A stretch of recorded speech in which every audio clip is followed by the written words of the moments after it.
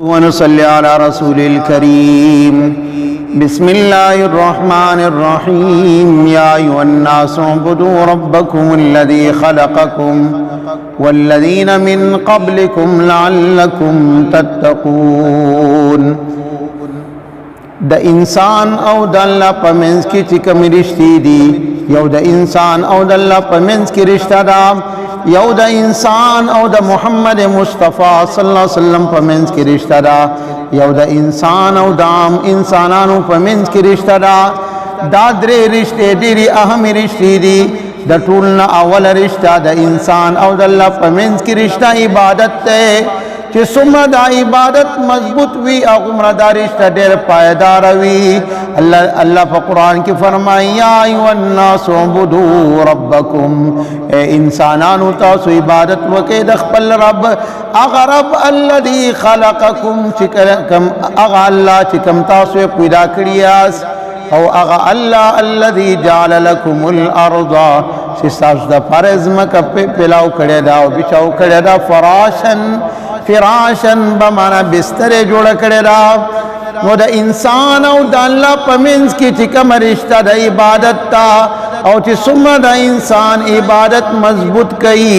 هغومره دا رشتہ پایدار وي هغومره دا رشتہ قائم وي او کچیرې عبادت کې کمزوري راسي نو یقینا دا رشتہ ماتیږي نو د انسان او د الله په منځ کې رشتہ چې کومه د عبادت او بندګي دا او دویم د انسان او د نبی صلی الله علیه وسلم په منځ کې چې کوم رشتہ راغا اطاعت ته الله قرآن کې فرمایي وما ارسلنا من رسول الا ليطاع باذن الله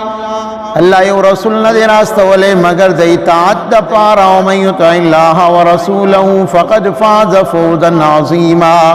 چاچی اطاعت وکړي د الله او د رسول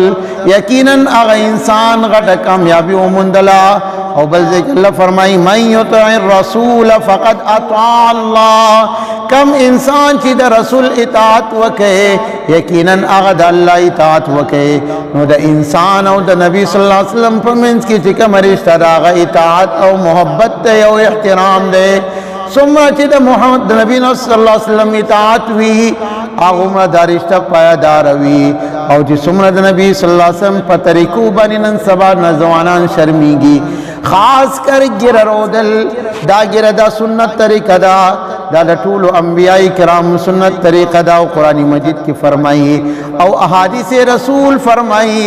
چې الله د الله رسول دو قاصدین راغلی او د فارس نه او ګیره خرولې وې نبی صلی الله علیه وسلم مخدم واړه یقینا هغه مسلمان چې د نبی صلی الله علیه وسلم د سفارش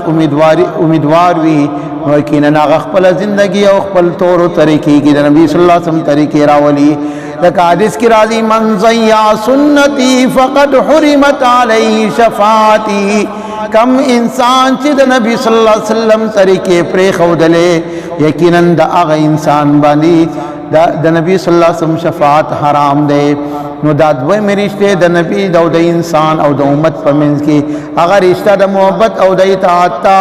او درېم رشتہ د انسان او د ټول کائنات د انسانانو په منځ کې چې کوم رشتہ دا رشتہ د خدمت او اخلاقیات وی څومره خدمت مضبوطوي او څومره یو انسان د مشرانو خدمت کوي الله قرآن کې فرمایي انما المؤمنون اخوة فاصلحوا بين اخويكم ټول کائنات انسانان واپس کې ورونه دي ایمانی ورونه دي مسلمانی ورونه دي فاصلحوا بينكم الله فرمایي تاسو خپل مابینس کې صلح راولئ او دشمنی او عداوت او بغض پرېږ دی نو یقینا د انسان او د انسانانو په منځ کې کوم رشتہ هغه د خدمت تا څومره خدمت مضبوط وي دغه د قرآن ټول خلاصه تعلیم چې کوم دی احمد علی لاہوری فرمایي چې دا د نبی د قرآن مجید ټوټل خلاصه درې حکمونه دي یو د الله عبادت دی یو د نبی اطاعت دی او یو خدمت کول دي د ټول انسانان او دغه درې رشتې د انسان او د الله په منځ کې رشتہ عبادت ته د انسان او د محمد په منځ کې رشتہ اطاعت ته د انسان او د ټول انسانانو په منځ کې رشتہ سکه مداغه خدمت ته الله رب عزت پر خبر عمل کو توفیق نصیب کی واخر